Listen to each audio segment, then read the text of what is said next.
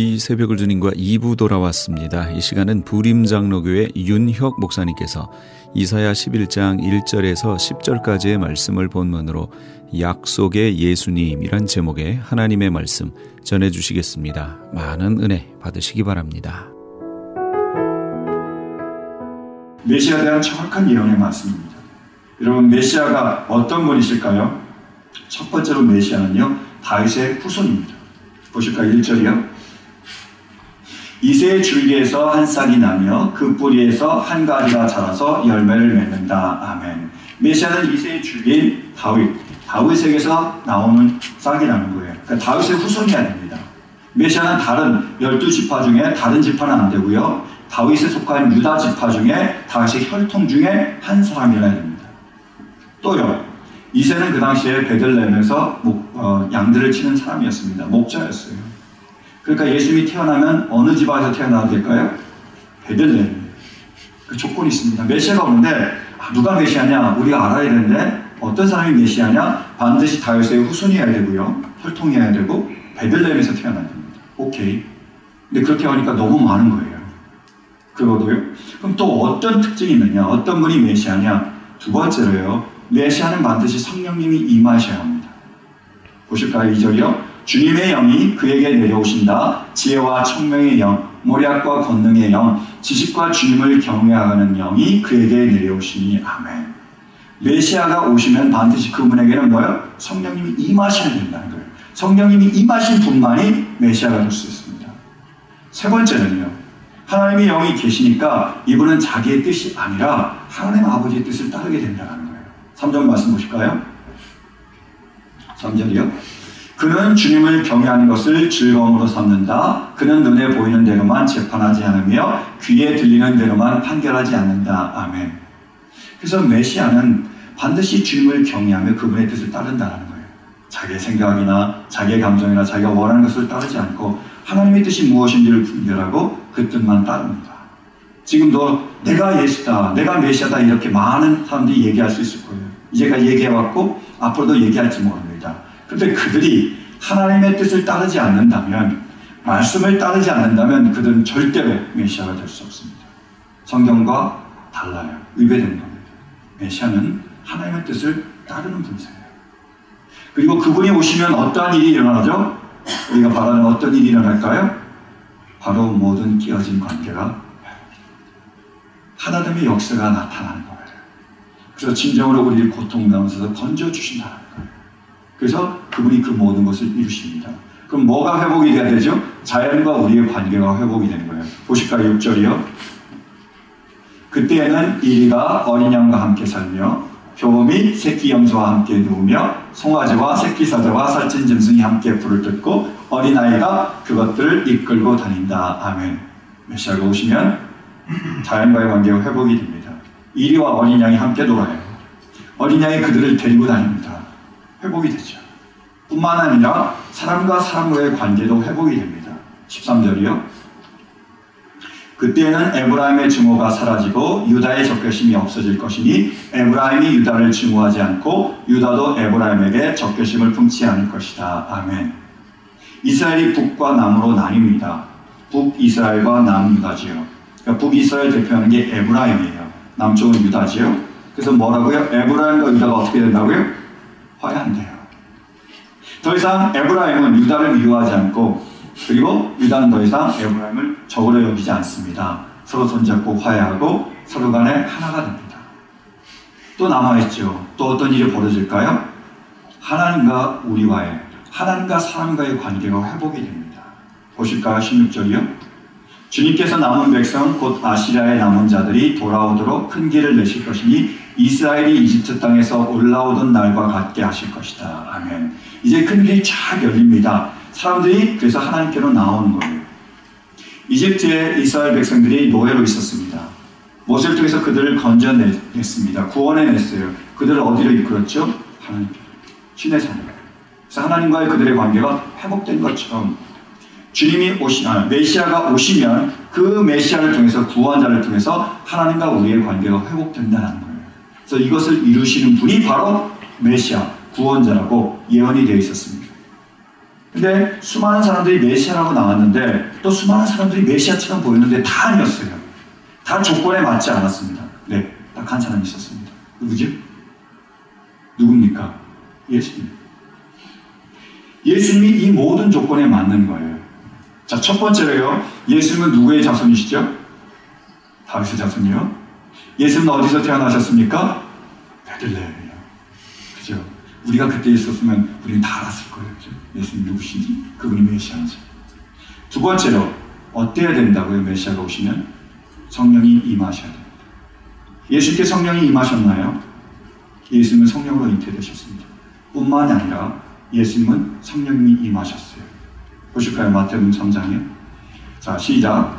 예수께서 세례를 받으시고 곧 물에서 올라오셨다. 그때 하늘이 열렸다. 그는 하나님의 영이 비둘기같이 내려와 자기 위에 오는 것을 보셨다. 그리고 하늘에서 소리가 나기를 이는 내가 사랑하는 아들이다. 내가 그를 좋아한다 했다. 아멘. 예수님께서 세례를 받으시면서 물에서 올라오실 때 뭐가 임했다고요? 하나님의 영이에요. 그래서 이분이 메시아임을, 구원자임을 증거를 했습니다. 뿐만이 아니에요. 하늘에서도 하나님 아버지께서 소리로 말씀하셨습니다. 이는 내 사랑하는 아들이다. 이 사람이 구원자다라고 하나님 아버지도 증명을 해주십니다. 그리고 예수님은 이 땅 가운데서 그분의 뜻이 아니라 아버지의 뜻을 구하면서 살았습니다. 보실까요? 요한복음 5장이요. 자, 시작. 나는 아무것도 내 마음대로 할 수 없다. 나는 아버지께서 하라고 하시는 대로 심판한다. 내 심판은 올바르다. 그것은 내가 내 뜻대로 하려 하지 않고 나를 보내신 이의 뜻대로 하려 하기 때문이다. 아멘. 그건 자기의 뜻이 아니라 아버지의 뜻을 위해서 살아갔습니다. 조건이 다 맞지요. 또 하나 남아있는 또 중요한 조건이 뭐죠? 과연 하나됨의 역사가 일어나냐는 거예요. 관계가 회복이 되냐는 거예요. 상처가 치유되냐는 거예요. 그 일을 예수님께서 하셨다는 겁니다. 예수님이 이 땅 가운데 오셨을 때 천사들이 뭐라고 노래하죠? 누가복음 2장 14절이요. 지극히 높은 곳에서는 하나님께 영광이요. 땅에서는 기뻐하심을 입은 사람들 중에 평안하다. 누가복음 2장 14절 그때 말씀하셨잖아요. 그렇죠? 하나님께는 뭐라고요? 영광이요. 땅에는 뭐라고요? 평안. 하나됨이라고 말씀하셨습니다. 그리고요. 예수님은 정말로 하나됨을 이루셨습니다. 십자가에서. 그분이 십자가에 서심으로 수직적인 관계, 하나님과 우리의 관계가 회복이 되었습니다. 화목해 되었습니다. 그분이 십자가에서 두 팔을 벌림으로 우리가 서로서로의 관계가 하나가 되었습니다. 그분의 십자가의 보혈의 피로 말미암아 죽음으로 말미암아 우리는 하나님과 함께 되었음을 믿습니다. 그분을 통하여 우리 서로는 하나가 되었음을 믿습니다. 하나님께서는요, 바로 이 예수 그리스도를 통하여 우리를 구원하시겠다는, 깨어진 모든 관계를 회복하시겠다는 그분의 약속을 이루어 주셨습니다. 바로 예수님이 하나님이 약속하신 그 약속입니다. 여러분, 예수님을 통하여 우리 가운데 하나님이 온전히 이루어진 줄로 믿으십니까? 믿으세요? 우리 신영진 집사님만 믿는 것 같아요. 다시 한번 묻겠습니다. 여러분, 예수님을 통하여 우리 가운데 하나님의 놀라운 역사가 시작되었음을 믿으십니까? 네. 그렇죠. 근데요, 완성이 되었을까요? 한번 보실까요? 자, 예수님이 오셨습니다. 오셨음을 믿으시지요? 오셨어요. 분명히 오셨습니다. 2000년 전에 오셨습니다. 자, 그런데 지금 이리가 어린 양하고 놀고 있습니까? 그럼 어린아이들이 그 동물들하고 같이 지내고 있습니까? 얼마 전에 유튜브에서 호랑이하고 사자가 싸우는 걸 봤습니다. 여러분, 호랑이하고 사자가 싸우면 누가 이길까요? 안 나오더라고요, 거기는. 죽어라고 싸우는 것만 나와도 무시무시하게 싸우더라고요. 호랑이하고 사자도 그 정도 싸우는데 거기에 어린 양을 한번 집어넣어 보십시오. 지금 모습이잖아요. 좋습니다. 그건 그렇다 칩시다. 자, 그러면 그 이스라엘에 참된 평화가 왔습니까? 하나가 됐나요? 지금 이스라엘 주변이 어떻죠? 제일 위험한 지역 중에 하나입니다. 우리 남과 북도 나뉘어 있잖아요. 뭡니까 이게? 자, 그러면 정말로 유대의 민족들이 예수를 통해서 하나님께 돌아왔습니까? 그래 하나님의 관계가 회복이 되었습니까? 아직도 메시아 기다리는 사람들이 있어요. 그럼 이 땅 가운데 정말로 하나님과 우리의 관계가 회복이 되었나요? 사람과 사람이 서로 하나가 되었나요? 더 이상 미워하지 않습니까? 더 이상 증오하지 않습니까? 더 이상 서로 불평하고 원망하며 더 이상 전쟁이 없나요? 테러가 없나요? 싸움이 없습니까? 살인이 없습니까? 더 이상 모든 사람들이 지배하려고 하지 않습니까? 더 이상 많은 사람들이 모든 걸 나누고 있습니까? 어떻게 된 거죠? 그럼 하나님께서 약속을 지키지 않으신 겁니까? 분명히 약속하셨잖아요. 예수님께서 오시면 하나님께 하겠다고 이 모든 깨어진 관계를 다시 회복시키시고 우리를 주님 안에서 하나가 되게 하시며 상처를 치유하시겠다고 하나 되겠다고 약속하셨어요. 그 약속대로 예수님이 오셨다고 우리가 믿습니다. 고백해요. 근데 왜 아직도 하나가 되지 않은 걸까요? 왜 여전히 미워하고 왜 여전히 우리가 서로 증오하며 다투고 있는 걸까요? 예수님은요 알파와 오메가이십니다. 예수님은 시작과 완성이십니다. 예수님을 통하여 하나님의 약속이 시작이 되었습니다. 그걸 이루신 거예요. 보세요. 예수님은 이 땅에 우리를 위하여 오셨습니다. 십자가를 달려 돌아가시고 하나님과 하나가 되셨습니다. 뿐만 아니라 우리와의 관계를 회복시키기 위하여 하나님의 모습을 보여주셨습니다. 그분은 이 땅에서 주인으로 지배하려고 하셨습니까? 종으로 섬기셨습니까? 제자들의 발을 그 냄새나는 발을 씻기시기까지 종으로 섬겨주셨습니다. 주님은 이 땅에서 그분의 능력을 이용해서 모든 것을 다 빼앗으려고 그리고 착취하고 억압하려고 하셨습니까? 아니면 나눠주며 풀어주려고 하셨습니까? 그분은 오병이어를 나눠주셨습니다. 겉옷을 나눠주셨고요. 속옷을 나눠주셨고요. 몸을 주셨고요. 모든 물과 피를 주셨습니다. 다 주셨습니다. 그분을 통해서 하나님께서는 하나됨이 무엇인지 깨어진 관계가 어떻게 회복될 수 있는지를 보여주셨습니다. 그분은요 하나됨의 시작이었습니다. 끝이 아닙니다. 그분의 그 하나됨의 역사가 그 하나님의 능력이 계속 퍼져나가는 거예요. 예수님을 메시아로 믿은 사람들이 있었습니다. 그들이 예수님을 구주로 영접을 했어요. 그들 가운데 예수님께서 살아서 역사하시기 시작했습니다. 어떤 일이 벌어질까요? 하나 되는 역사가 나타나는 거예요.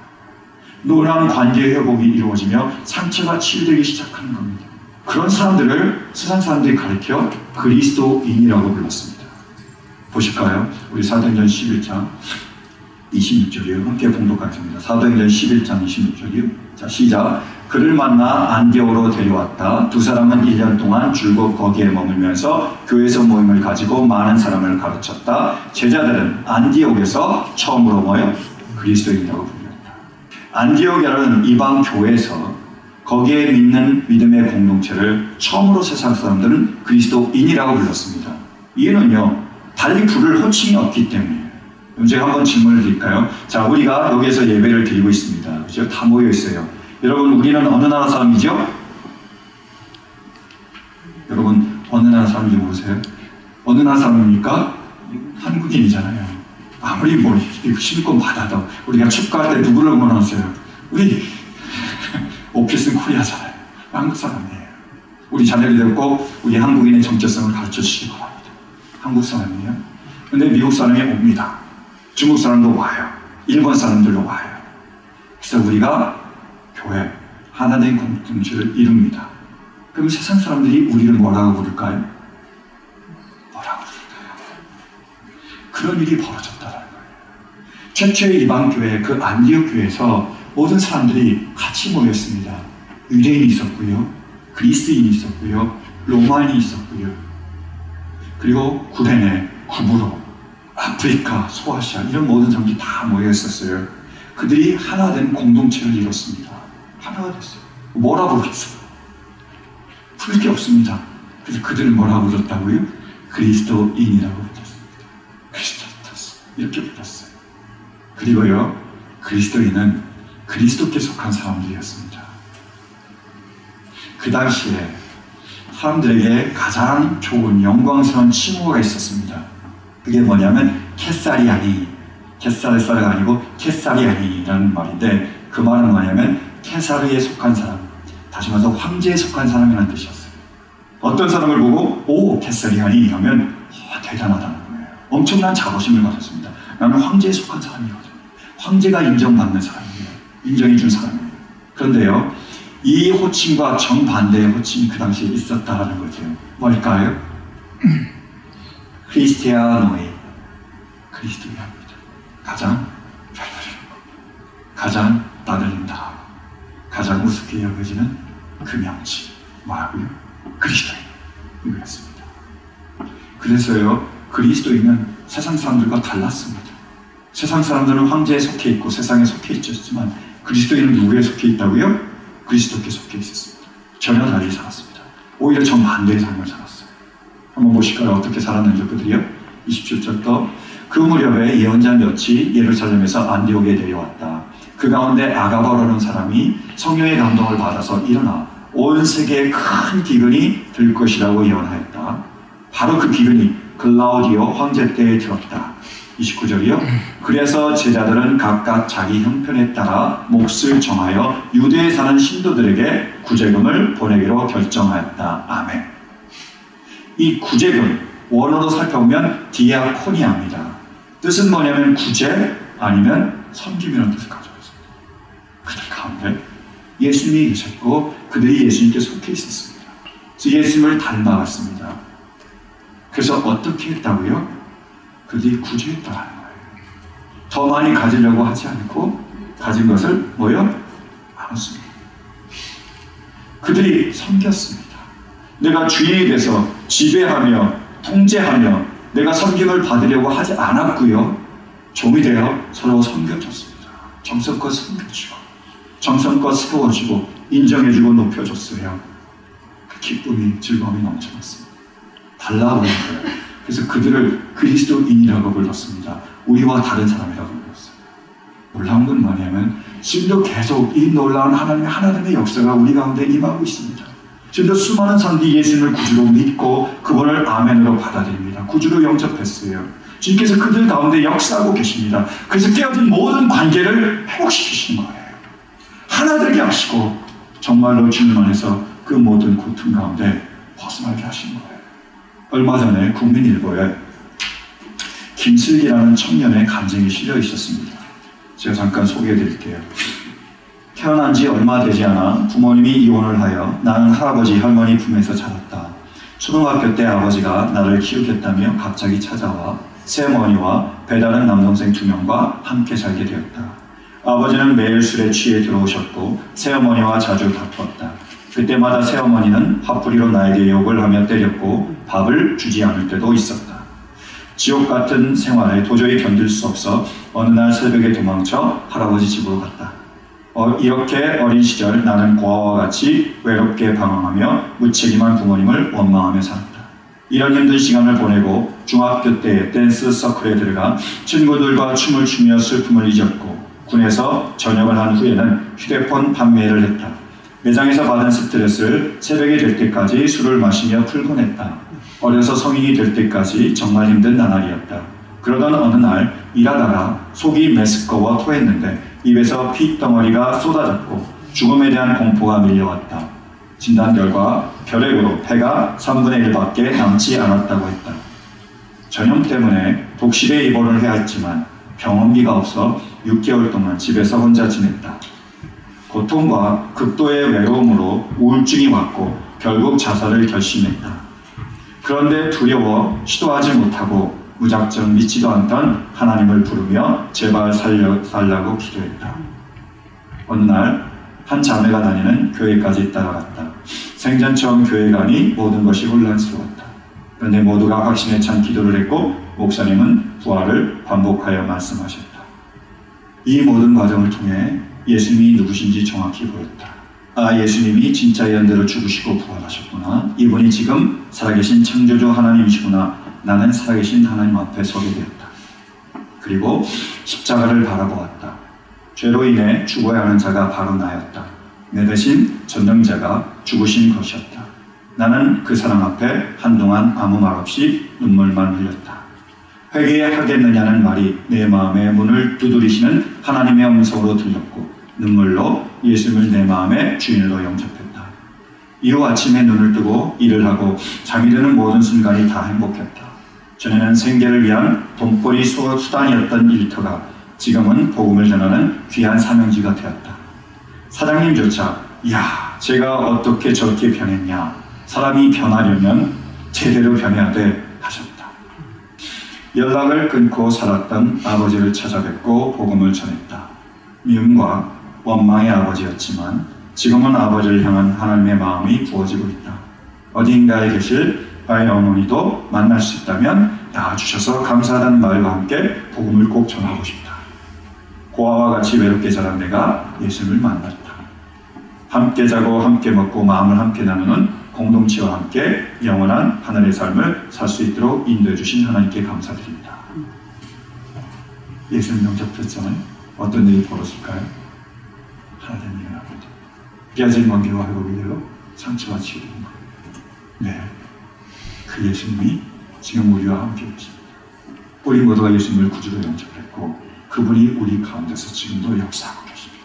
여러분, 지금 우리는 서로 하나가 되지 않았을지 모릅니다. 지금 우리는 아직 깨어진 관계를 회복하지 못한지도 모릅니다. 지금 우리는 주인이 되고 지배하려고 하고 억압하려고 할지도 모릅니다. 지금 우리는 남의 것을 빼앗아서라도 내 것을 채우려고 할지도 모릅니다. 지금 우리는 서로 미워할지도 몰라요. 서로 불평하며 원망할지도 모릅니다. 서로 꼴보기 싫어할 수도 있어요. 그리고요, 서로가 서로에게 상처를 주고 그리고 서로가 서로에게 상처를 받을지도 모릅니다. 아파하며 괴로워할지도 몰라요. 그러나 여러분, 예수님께서 우리 가운데 계십니다. 그분이 우리를 통해 하나님을 이루실 줄로 믿습니다. 그래서요, 언젠가 예수님은 우리를 반드시 하나 되게 하실 것입니다. 예수 그리스도의 마음으로 우리를 하나 되게 하실 줄로 믿습니다. 우리의 모든 깨어진 관계를 회복시키실 줄로 믿습니다. 그래서 우리도 이제는 예수님처럼 종으로 섬기게 될 줄로 믿습니다. 우리의 가진 것 소중하고 모자라지만 나누게 될 줄로 믿습니다. 서로 인정받고 서로 대접받기 원하지 않고 다른 사람을 정말로 인정해주고 그들을 대접해줄 줄, 그리고 그들에게 정말로 우리의 따뜻한 사랑을 전하며 서로가 서로의 상처를 치유할 뿐만 아니라 서로가 서로의 상처를 치유해줄 줄로 믿습니다. 우리 가운데 진정으로 하나가 되며 사랑으로 회복되는 놀라운 역사가 반드시 일어날 줄로 믿습니다. 사랑하는 성도 여러분, 우리 가운데 예수님이 오셨음을 믿으십니까? 그분이 우리 가운데 역사하고 계심을 믿으십니까? 우리는 할 수 없지만 예수 그리스도의 능력으로, 그 보혈의 피로, 그분의 사랑으로 우리를 반드시 하나 되게 하실 줄로 믿습니까? 믿습니다. 왜요? 그분은 하나됨의 약속의 시작이시며 하나됨을 이루시겠다는 약속의 완성이시기 때문입니다. 예수 그리스도를 통하여 하나님 놀라운 역사가 우리 가운데 임할 수 있게 되기를 간절히 축원합니다. 조이의 노엘이라는 그런 프랑스 영화가 있습니다. 우리 영어로 표현하면 메리 크리스마스예요. 그런 영화입니다. 이 영화는요, 1차 대전 때 있었던 실화를 배경으로 만든 영화입니다.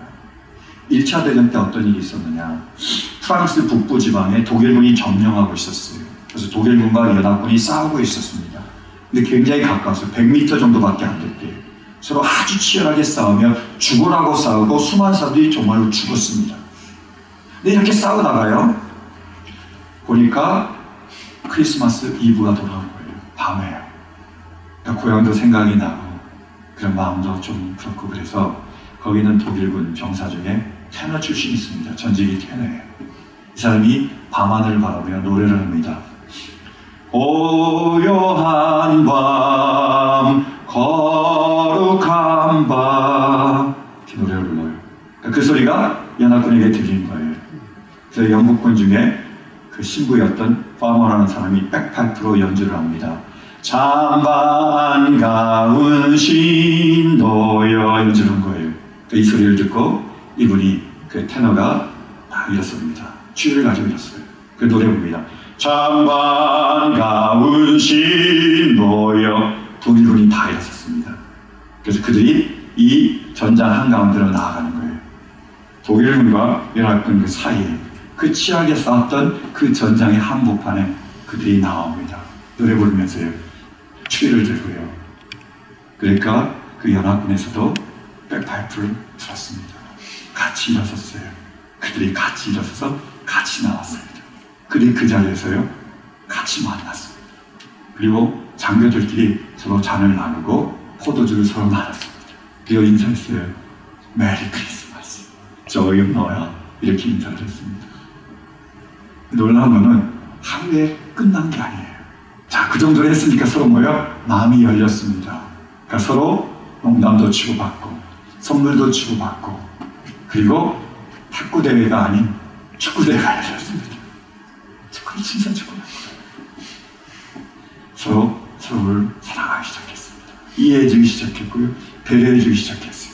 그래서 어떤 일이 과연 벌어졌느냐. 자, 독일군에서 폭격에 그런 경고를 해줍니다. 자, 이제 연합군에게 폭격하겠다 그러면 독일군이 그 사람들에게 알려주는 거예요. 우리 진지에 오라고요. 이동하는 거예요. 독일군들은 그 진지로요. 연합군이요. 그러면 연합군 진지를 막 폭격하는 겁니다. 연합군도 마찬가지예요. 자, 이제 우리가 독일군 진지를 폭격하겠다 그러면 알려줬습니다. 독일군들이 어디로요?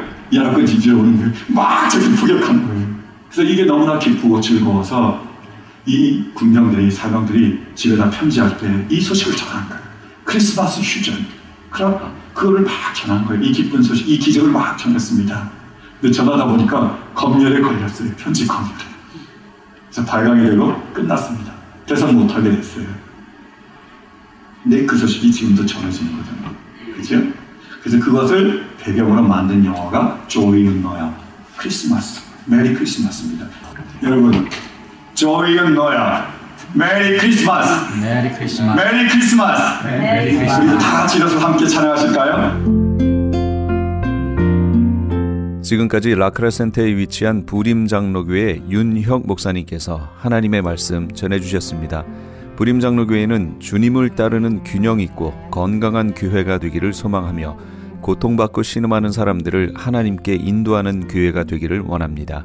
이 시간 방송을 들으시고 신앙에 도움받기를 원하시는 분은 전화 818-249-3001 818지역 249-3001번으로 문의하시거나 3561 푸틸 블러바드 라크라 센터에 있는 부림 장로교회로 찾아오시기 바랍니다.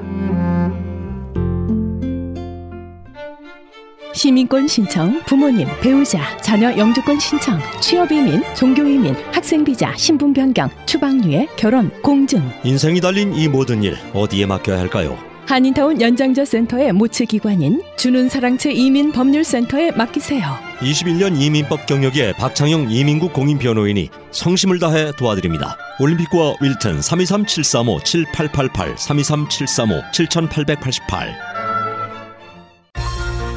유태인이 만든 특수영양제 M3 들어보셨어요? 곡식의 눈, 과일씨, 껍질, 약초의 뿌리로 만든 특수 영양제 M3. 혈압, 당뇨, 아토피, 천식, 비만 등 무슨 병이든 큰 효과를 주는 신비의 영양제 M3. 서울대학병원 7곳, 고려대학병원 2곳에 입점되어 더욱 믿을 수 있는 M3의 효능. 213-435-9600, 213-435-9600 M3 정직한 마음으로 권해드립니다.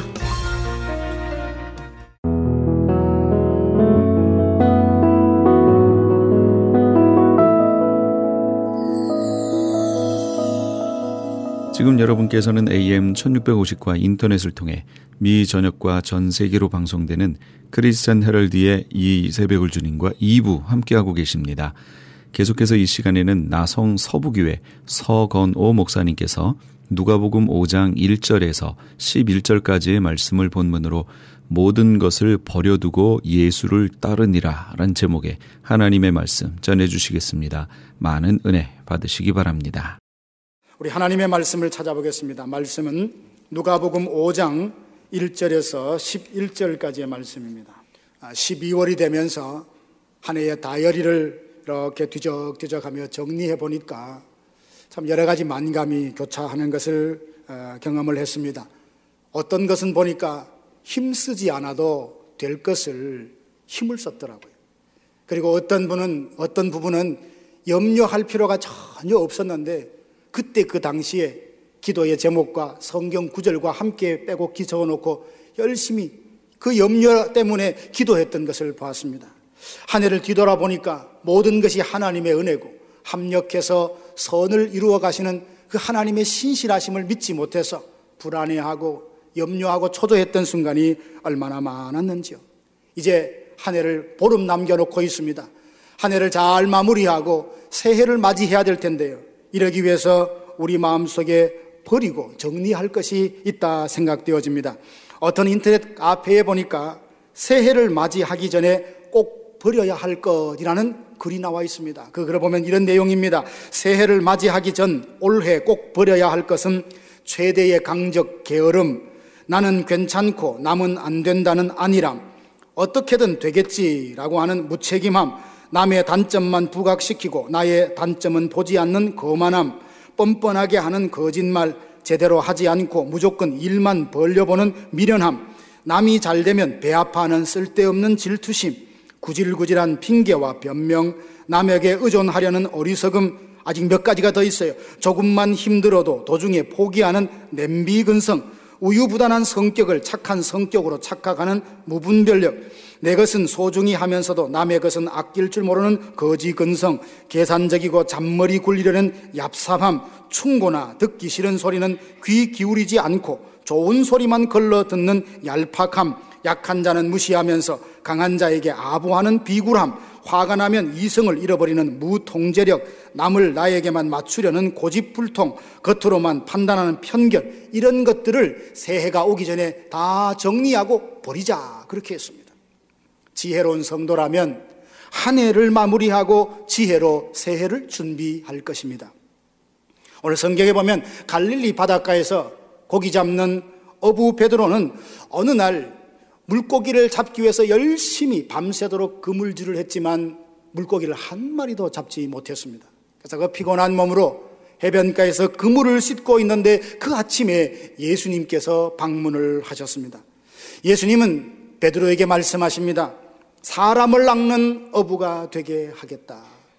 너희가 지금부터는 앞으로는 사람을 취하는 바로 그런 어부가 되게 하겠다라고 말씀을 해주셨습니다. 그 말씀을 듣고 베드로는 어떻게 대답을 했습니까? 11절 말씀 보면 베드로가 모든 것을 버려두고 예수를 따르니라.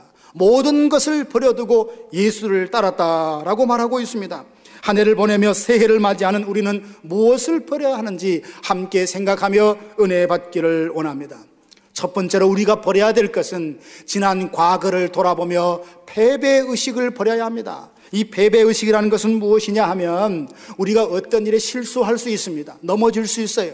그래서 나는 넘어졌어요. 이 일은 잘못됐어요. 인정하는 것은 솔직한 거지만 그때의 아프고 고통스러운 아픔이 여전히 계속 지속되는 겁니다.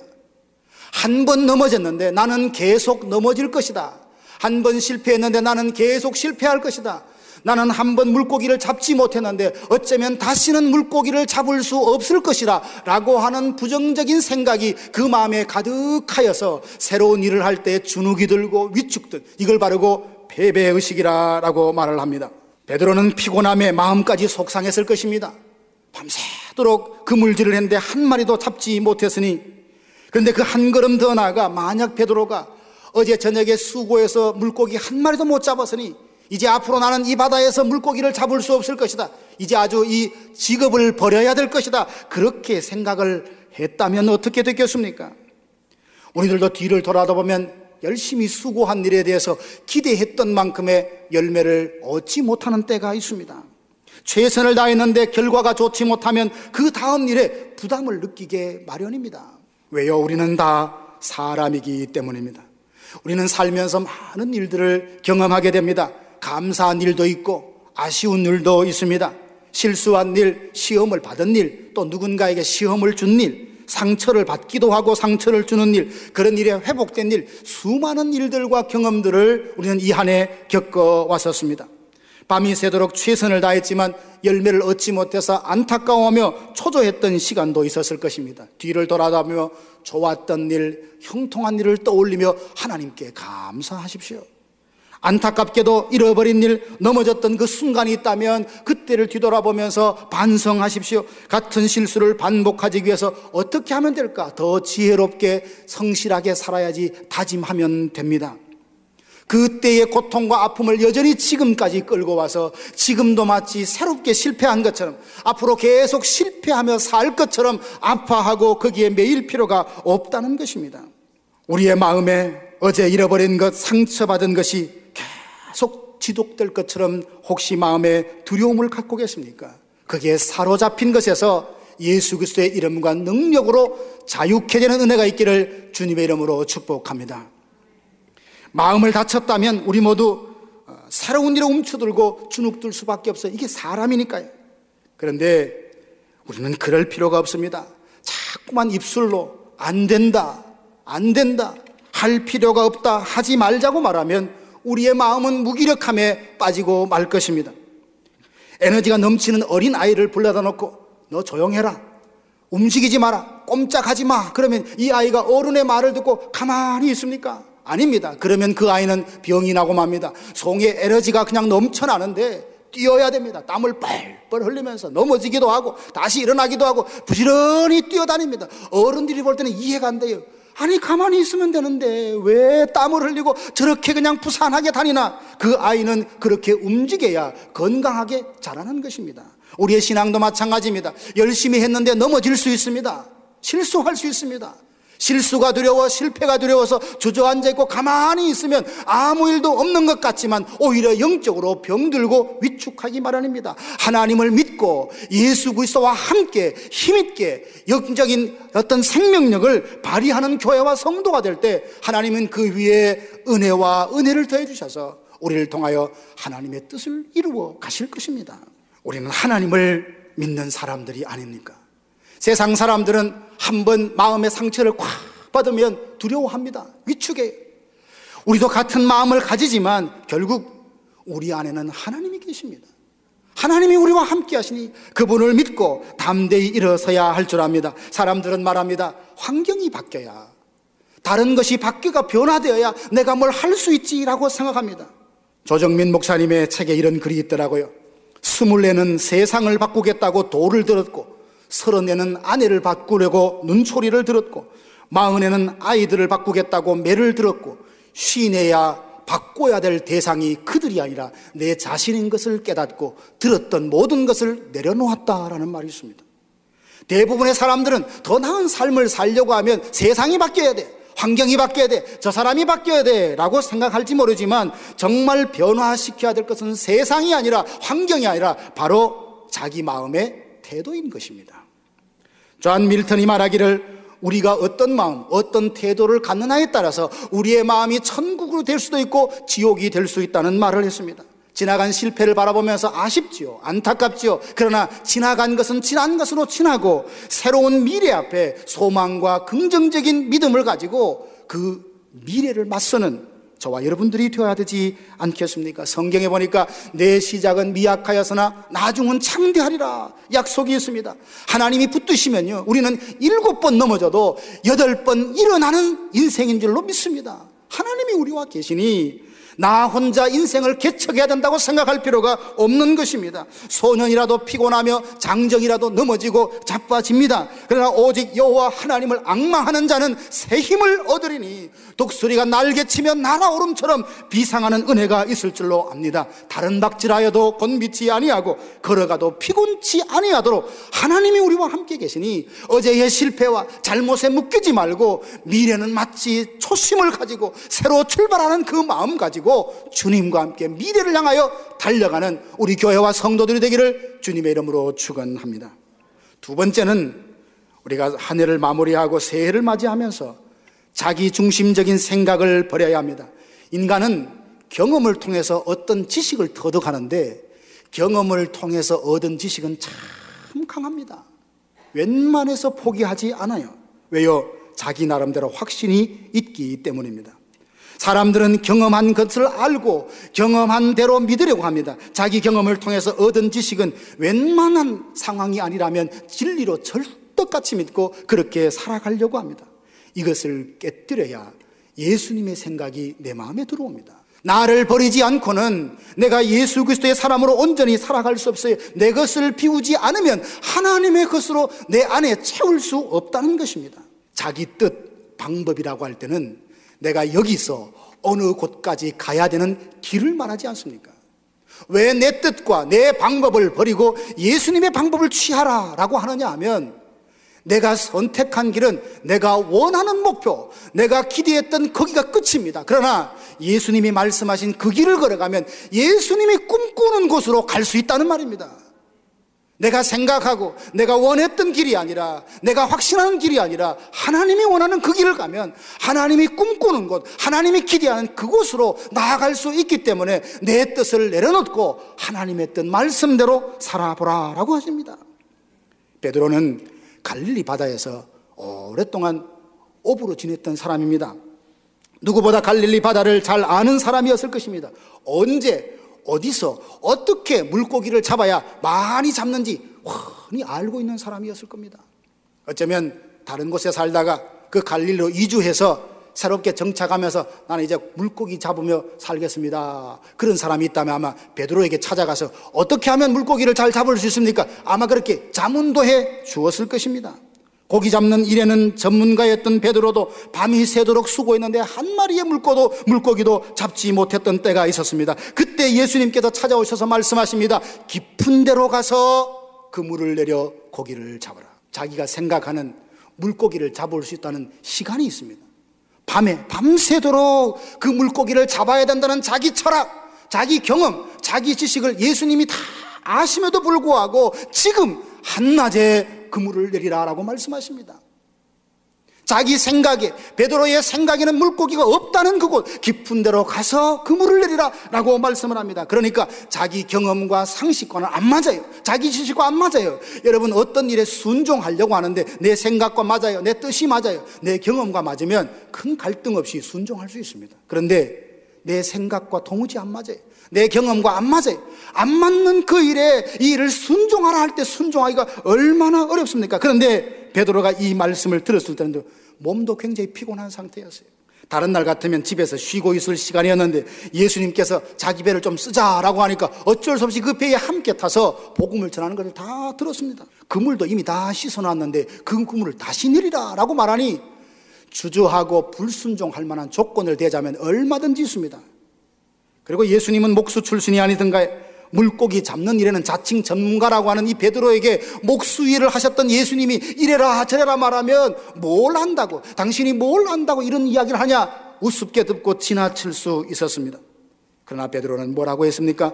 내 방법으로는 한 마리도 잡지 못했습니다마는 말씀에 의지하여 그물을 내리겠습니다. 내 평생 이 바닥에서 잔뼈가 굵은 사람인데 내 지식, 내 경험과는 상관없는 그 명령을 내게 말씀하시니 예수님이 말씀하시니 순종하겠습니다.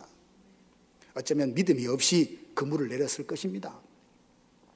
하라고 하니까 하고 싶지 않지만 안 될 줄 알면서도 예수님이 말씀하시니까 순종했을 것입니다. 그런데 베드로가 순종한 후에 어떻게 되었습니까? 6절 7절 보니까 그렇게 하니 고기를 잡은 것이 심이 많아 그물이 찢어지는지라. 이에 다른 배에 있는 동무들에게 손짓하여 와서 도와달라니 2배의 물고기가 가득해서 잠기게 될 정도였습니다.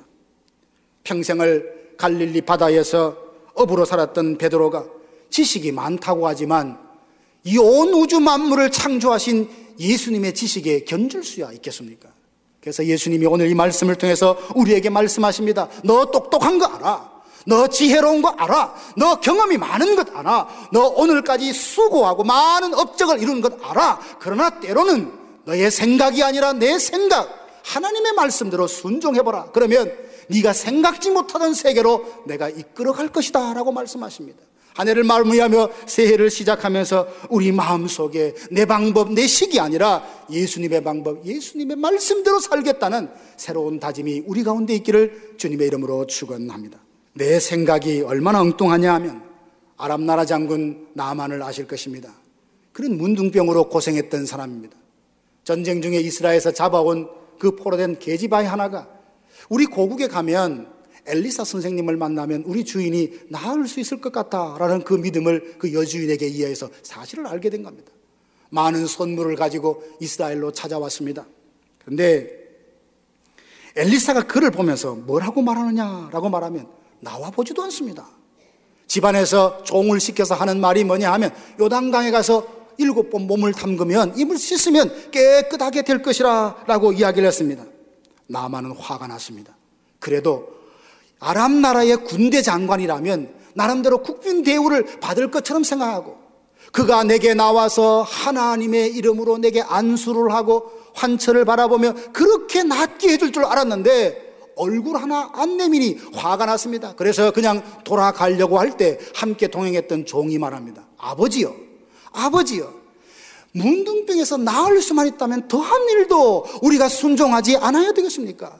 사정하는 마음을 듣고 그가 요단강에 7번 몸을 담갔더니 깨끗하게 되었습니다. 내 생각에는 이렇게 해야 된다라고 했지만 그 생각대로 살아갔을 때는 그는 여전히 환자였지만 하나님의 생각대로 했을 때에, 하나님의 뜻대로 했을 때 그는 깨끗하게 회복함을 받았습니다. 자기의 생각을 버리고 말씀대로 산다는 것, 그렇게 쉬운 것 아닙니다. 간단한 것 아니에요. 우리가 예수님을 믿겠다는 고백 속에는 내 뜻이 아니라 하나님의 뜻대로 살겠습니다 그런 고백이 그 속에 담겨 있는 걸 다 압니다. 그럼에도 불구하고 얼마나 우리는 내 생각을 하나님의 생각이라고, 내 뜻을 하나님의 뜻이라고 합리화하며 내가 하고 싶은 대로 살고 싶어하는 욕망이, 기질이 우리 안에 다 있기 때문입니다. 에스키모들이 늑대를 사냥하는 방법이 있습니다. 에스키모인들은 늑대를 사냥할 때 얼음판에 구멍을 뚫고 날카로운 칼에다가 짐승의 피를 묻혀서 거꾸로 세워놓습니다. 그러면 그 동물의 피냄새를 맡고 늑대가 모여듭니다. 그래서 그 추운 날에 그 칼 날카로운 그 피를 묻은 것을 핥다가 자기 혀가 다 이렇게 찢어져서 그냥 계속 피를 흘립니다. 처음에는 그 칼날에 묻혀있는 피냄새를 갖고 다가왔지만 그 다음에는 자기가 계속 핥다가 뭡니까? 자기 혀에서 나오는 그 피를 먹고 스스로 죽고 마는 것입니다. 내가 옳다는 방법이 때로는 나를 망하게 하고 어렵게 하는 얼마든지 방법이 있다는 것입니다. 익숙한 방법이라 해서 자신을 죽음으로 몰고 가는 그 길을 계속 갈 수는 없지 않습니까? 좋은 전통 지켜가야 합니다. 무조건 옛것이 다 틀렸다 할 수 없어요. 옛것이 좋은 것이 얼마나 많은지 몰라요. 우리 교회도 45년이 됐으니 좋은 전통이 있습니다. 그 전통은 이어가야지요. 그러나 때로는 시대에 맞게 새 포도주는 새 부대에 담으라는 예수님의 말씀처럼 이 시대에 맞게 새로운 방법은 받아들이며 개혁해 나갈 때에 이 세상을 감당할 수 있는 교회가 될 수 있을 줄로 믿습니다. 그래서 하나님은 때로는 내 뜻을 이야기하시면서도 내 뜻대로 아닌 주님의 뜻대로 말씀하신 대로 순종하기를 하나님이 원하십니다. 사랑하는 성도 여러분, 오랜 경험으로 만들어진 자기 확신을 버리고 말씀을 따른다는 것이 쉽지 않지만 베드로는 어느 날 불쑥 자기 인생에 찾아온 그 예수님의 초청을 받아들이고 자기가 생각지 않았던 깊은 데로 가서 그물 내리라 그 말씀에 순종했더니 그물이 찢어질 것 같은 그 많은 물고기를 잡았습니다. 내가 한 번도 가보지 않았던 길, 내가 한 번도 해보지 않았던 방법이라 할지라도 주님이 말씀하시면 순종하겠다, 이 다짐과 결심으로 새해를 맞이하는 저와 여러분들 되기를 주님의 이름으로 축원합니다. 세 번째는 육적인 것보다 영적인 것을 귀하게 여겼습니다. 어부에게 최고의 기쁨이란 무엇입니까? 많은 물고기를 잡는 것입니다. 잡은 물고기를 배에 가득 싣고 항구로 돌아오는 것이 어부에게는 그렇게 기쁨인 것입니다. 그러나 매일 이런 꿈을 꾸지만 그 꿈대로 많은 물고기를 잡아 돌아올 수는 없습니다. 어떤 때는 풍랑을 만나서 생명의 위협을 느끼기도 하고 죽을 뻔한 고생도 여러 번 합니다. 어떤 경우는 한 마리도 잡지 못하는 날이 있습니다. 그래서 인생은 고달픈 겁니다. 계산대로 안 됩니다. 계획대로 안 돼요. 내 능력을 믿고 하면 언젠가 번번이 실패하고 낭패를 볼 때가 있습니다. 남이 볼 때는요 낭만처럼 보이고 남이 볼 때는 부러워하는 자리고 역할이지만 그 자리에 있는 사람, 그 역할을 하는 사람은 죽을 맛으로 그렇게 고생하는 이런 일들이 얼마나 많이 있는지 모릅니다. 베드로는 자기의 뜻을 버리고 예수님의 말씀에 순종했더니 그물이 찢어질 정도로 많은 물고기를 잡았습니다. 자, 이쯤 되면 베드로가 기뻐해야 되지 않겠습니까? 양쪽 두 배에 배가 잠길 정도로 물고기를 많이 잡았는데 베드로의 반응을 보십시오. 8절 보면 시몬 베드로가 이를 보고 예수의 무릎 아래에 엎드려 이르되 주여 나를 떠나소서 나는 죄인으로소이다. 상황과 고백이 좀 맞지 않는다, 이런 느낌이 들지 않습니까? 이럴 때라면 기뻐하며 춤을 추며 내가 예수님을 잘 모셨지, 내가 예수님을 입에 잘 모셨지 기뻐해야 될 텐데, 주님 절대로 떠나지 마십시오. 앞으로 고기 잡을 때는 반드시 예수님을 내가 모시고 가겠습니다. 이렇게 해야 되지 않겠습니까? 그런데 베드로는 만선한 배 앞에 기뻐하기보다 주여 나를 떠나소서 나는 죄인으로소이다 라고 고백하고 있다는 말이죠.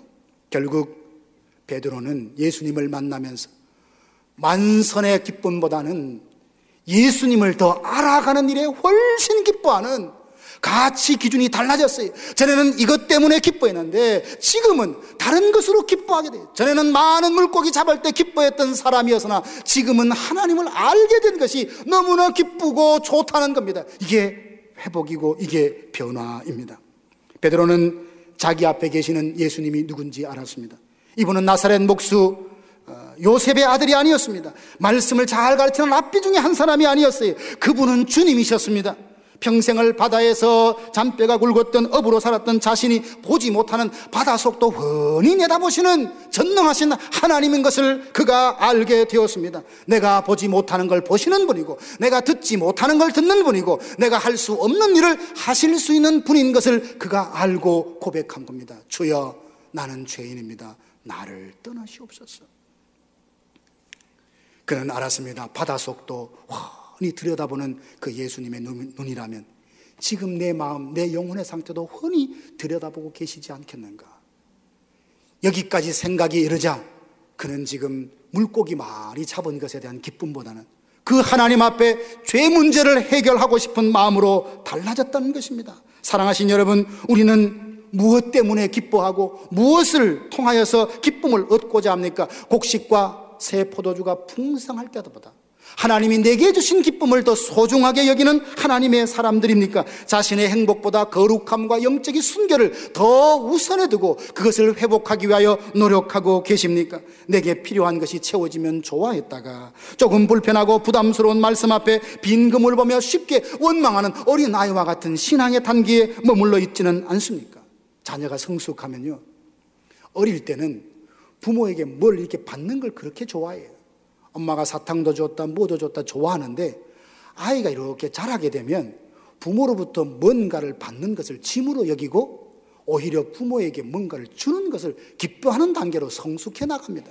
신앙도 우리의 믿음도 마찬가지입니다. 하나님 앞에 받는 것, 우리는 어릴 때 받아야 살아갑니다. 그러면서도 동시에 하나님 앞에 드리고 싶어하는 마음, 하나님께 드리면서도 기뻐하는 사람, 이게 바로 성숙한 하나님의 사람이 아니겠습니까? 그리고 오늘 저와 여러분들이 이 말씀 앞에 분명히 깨닫기는, 주여 이제 내가 무엇으로 기뻐해야 될 사람인지 분명히 알게 하시고 거룩과 순결, 영적인 것에 더 마음을 두고 비중에 두고 살아가는 하나님의 사람 되기를 원합니다. 이 다짐이 우리 안에 새로워지기를 주님의 이름으로 축원합니다. 한 해를 마무리하면서 우리의 마음에 연거푸 어려운 일을 당하고 나면 패배의식이 남을 수 있습니다. 다른 일을 하려고 할 때 마음에 위축이 되고 주눅될 수 있습니다. 그러나 하나님을 믿으시고 하나님을 바라보십시오. 주님은 우리의 두 손을 붙들고 새로운 일들을 감당해 내기를 원하고 계십니다. 어제의 아픔, 어제의 넘어졌던 것에 집착하지 말고 어제는 넘어졌더라도 오늘 다시 주님의 손을 붙들고 다시 일어나 함께 가자라고 하는 예수의 그 음성을 듣고 주님과 함께 미래를 향하여 달려가는 저와 여러분들 되기를 원합니다. 옛날 방법을 고집하지 맙시다. 새 포도주는 새 부대에 담으라 하셨습니다. 내 방법만 옳다고 고집하지 말고 주님의 말씀대로 순종해 볼 수 있기를 간절히 바랍니다. 그리고 우리의 가치관에 변화가 일어나기를 원합니다. 세상 것, 육적인 것을 얻었을 때 기뻐했던 바로 이 사람이 아니라 영적인 것을 소중히 열며 살아가는 사람들이 되기를 원합니다. 받는 기쁨보다 드리는 기쁨을 우리가 누릴 수 있게 되기를 원합니다. 만선의 기쁨보다 예수님을 더 풍성히 알아가는 것에 진정한 만족과 기쁨을 누리는 하나님의 사람이 되기를 주님의 이름으로 축원합니다. 지금까지 나성 서부교회 서건오 목사님께서 하나님의 말씀 전해주셨습니다. 나성 서부교회는 하나님께 기쁨이 되는 교회라는 비전 아래 영적 생명력이 넘치는 교회, 예수님을 닮아가는 교회, 영적 리더십을 발휘하는 교회를 추구하고 있습니다. 이 시간 방송을 들으시고 신앙에 도움을 받기 원하시는 분들은 323지역 939-7323, 323지역 939 7323번으로 문의하시거나 1218 사우스 페어팩스 애비뉴 로스앤젤레스에 위치한 나성 서부교회로 오시기 바랍니다. 아니 당신 미장원 다녀왔어? 헤어스타일이 확 바뀌었네. 홈쇼핑월드 차홍 고데기로 마술을 부렸지. 홈쇼핑월드 차홍 고데기? 차홍 허니앤비 샴푸로 머리 감으면서 차홍 헤어두피 마사지를 쓰면 머릿결이 너무너무 부드러워지고 한 움큼씩 빠지던 머리카락도 눈에 띄게 덜 빠져. 차홍 고데기 너무 좋아. 그럼 그 웨이브 머리도? 당연하죠. 3, 4분이면 이렇게 풍성한 웨이브 머리를 만들 수 있다고요. 너무 이쁘다. 어디서 샀어? 홈쇼핑월드. 가격 만족, 품질 만족, 행복한 쇼핑. 활가와 웨스턴 홈쇼핑 월드.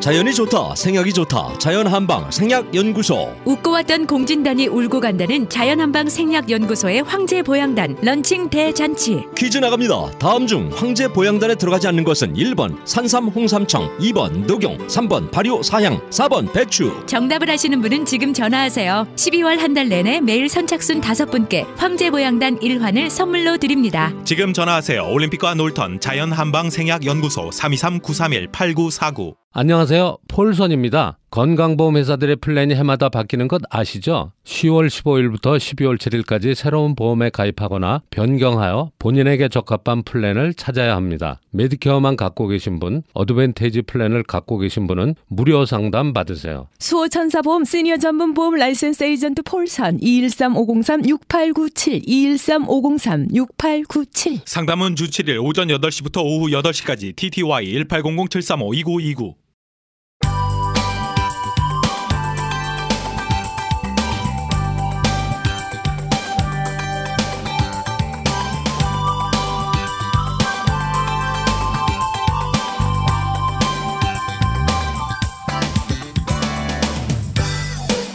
에스콰이어 잡지의 객원 편집인 해리 슈타인은 청년 시절에 크리스마스를 앞두고 여자친구와 함께 자동차 여행에 나섰습니다.